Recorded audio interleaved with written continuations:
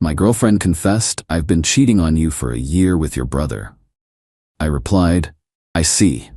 Then I packed their belongings into my car, drove to our parents' house during Sunday dinner, and dumped it all on the lawn. The entire family was suddenly calling me. I, male, am or was a planner. I have spreadsheets for my finances, a 5-year career plan, and a savings account specifically for an engagement ring. The centerpiece of that life plan was Rachel, 27, my girlfriend of 5 years. The supporting pillar was my only brother, Jack, 26M. The title of this post is a fantasy. It's what I wish I had the cinematic rage to do. It's what played out in my head in glorious slow motion as my entire world collapsed last Saturday night. The reality was much sadder and a lot more pathetic. We were on the couch. A normal Saturday. I made a joke about the terrible dialogue in the movie we were watching, and Rachel didn't laugh. She just went still. She muted the TV, took a shaky breath, and said, "Alexander, I have to tell you something." My first thought was that she was sick, or that something had happened to her parents. My mind did not, even for a second, go where she took it. "I've been cheating on you," she said, her voice flat, "for about a year, with Jack." The words didn't process right. It was like a foreign language I almost understood. A year. My brother. My brain just stalled, trying to compute the sheer scale of the lie. The hundreds of days, the family dinners, the times I'd asked Jack for advice about Rachel, the time he'd helped me pick out her birthday present. I think she expected yelling, maybe tears. I just stared at the blank TV screen. My hands started to feel numb. I remember looking down at them, thinking they didn't look like my hands anymore. "I see," I whispered. It was all the air I had in my lungs. "That's it, I see?" Rachel started to cry, a performance of relief and guilt I couldn't stand to watch. "Alexander, say something, yell at me. It was a mistake, I love you." The script. I couldn't listen to the script. I stood up on legs that felt like they belonged to someone else and walked to the bedroom. A cold, frantic energy took over. It wasn't calm or methodical. It was panicked. I was on autopilot. I pulled out every bag I could find, duffel bags, old backpacks, a couple of heavy-duty trash bags for dirty laundry. I didn't pack everything. How could I? 5 years of a life is an ecosystem.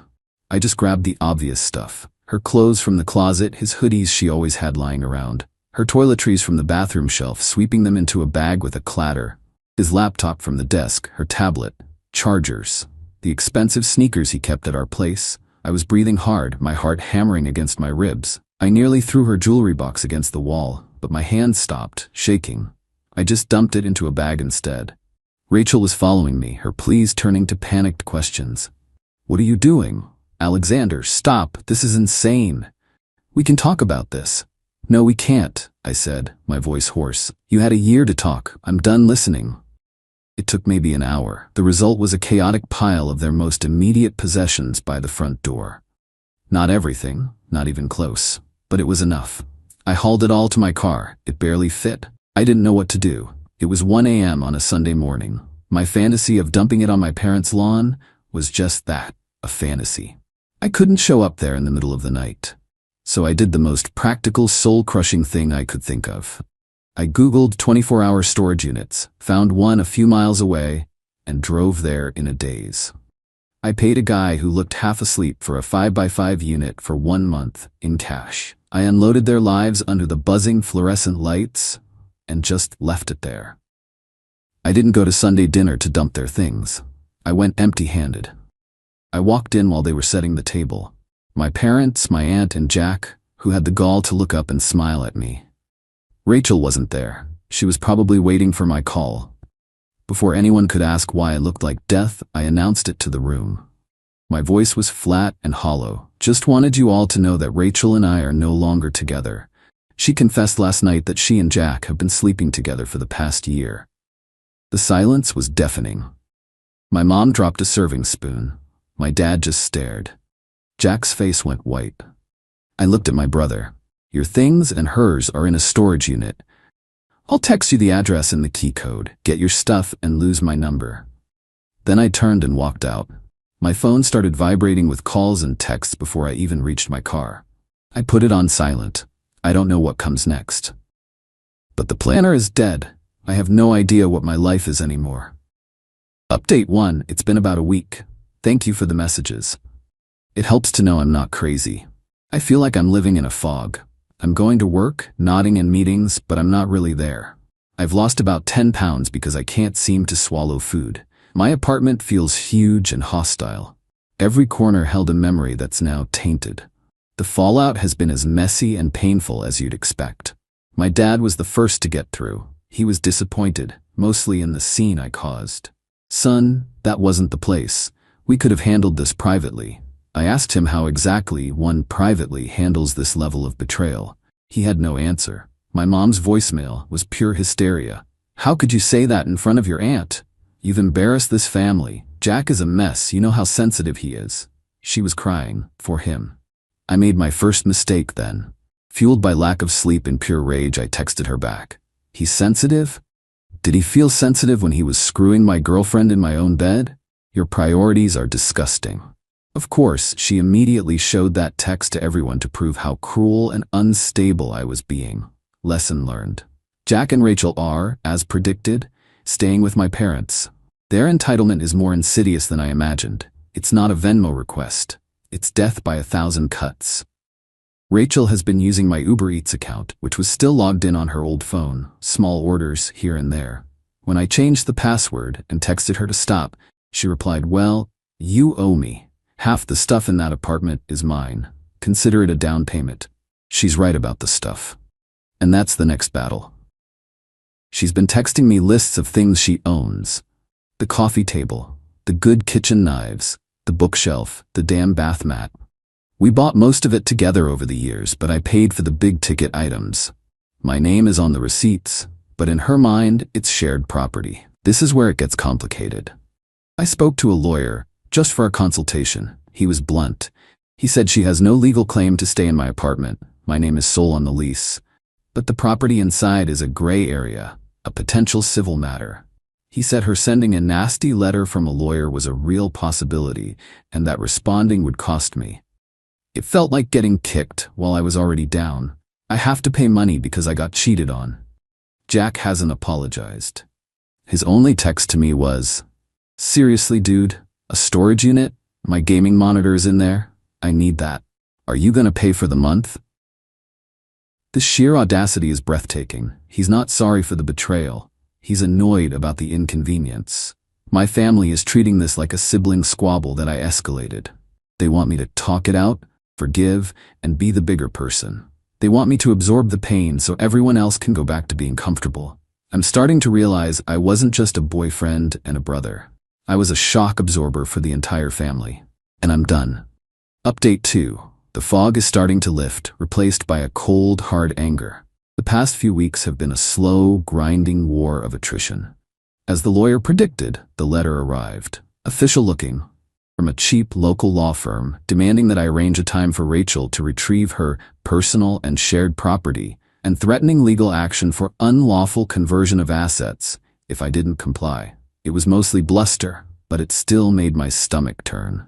I had to pay my lawyer $400 to draft a response stating that she could schedule a time to retrieve her undisputed personal belongings like her remaining clothes and books, and that any shared items were open to negotiation. The negotiation, of course, is the sticking point. Then came the confrontation with my mother. She showed up at my door last week, not with an apology, but with a plan. "This has gone on long enough, Alexander," she said, walking in like she still had a right to be there. "Jack and Rachel are walking on eggshells in my house. It's not a long-term solution." "I agree," I said. "They should get jobs and an apartment." "Don't be glib," she snapped. "Jack is too distraught to even look for work. You did this. You have to help fix it." Then she laid it out. It wasn't as insane as asking me to move to the spare room. It was more manipulative. They need a stable place for a few weeks, just to get on their feet. Let them stay here. You have the space. I just looked at her. "You want me to let them live here? With me?" It would show you're the bigger person. It would show you value family over bitterness. It's just for a little while. What are they supposed to do, Alexander? Go to a shelter? He's your brother. That was the line. The attempt to make me responsible for the consequences of their actions. "My answer is no," I said, my voice dangerously quiet. "If I came to you and said I had done this to Jack, Would you be asking him to let me stay at his place? She had the decency to look away. That's different. It's not. The only difference is that you've always excused him. You've enabled him. And I'm done with it. Please leave my home. She left, and that was the last time we spoke. The pressure from the family has been immense. They're framing me as cold and unforgiving. The practical matters are just as frustrating. I tried to get my name off the family phone plan, and my dad pitched a fit about the rates going up. Dealing with the car insurance for Jack's car, which was registered at my address, has been a bureaucratic nightmare. It's not one clean phone call. It's forms, emails, and them demanding proof he no longer resides here, which he, of course, is dragging his feet on providing. Every step of separating my life from theirs is like pulling teeth. It's designed to make me give up, to just say, fine, whatever, keep the coffee table, keep the lower insurance rate, just leave me alone. They are miscalculating. This frustration isn't breaking me. It's forging something new.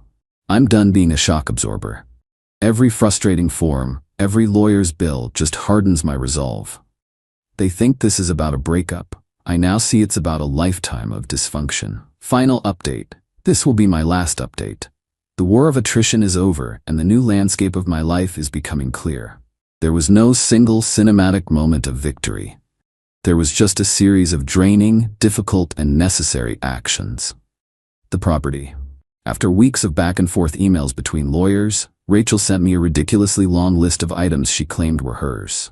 I went through it, line by line, with my credit card statements. I agreed to about 20% of it, her clothes, books, gifts from her family. For the rest, the furniture, the TV, the good cookware, I offered to sell her my half at 50% of their current used value. My lawyer called it a more than fair offer. She refused, calling me a thief. The last I heard, she told a mutual friend she couldn't afford to buy back her own life. She finally scheduled a time, and a friend of mine was here as a witness while she silently packed her undisputed things and left. The coffee table remains. It's just a table now. The loan. The old $5,000 loan I gave Jack was the final frontier. He ignored my lawyer's initial demand letter, so I took the next step. I paid the $75 filing fee and took him to small claims court. The moment he was officially served with a court summons at my parents' house was, I'm told, a moment of profound humiliation for the family. My dad called me, not yelling this time, but with a defeated voice. He offered to set up a payment plan from his own account to make this go away. I accepted. The first payment of $200 arrived last week. It's not about the money, it's about the acknowledgement.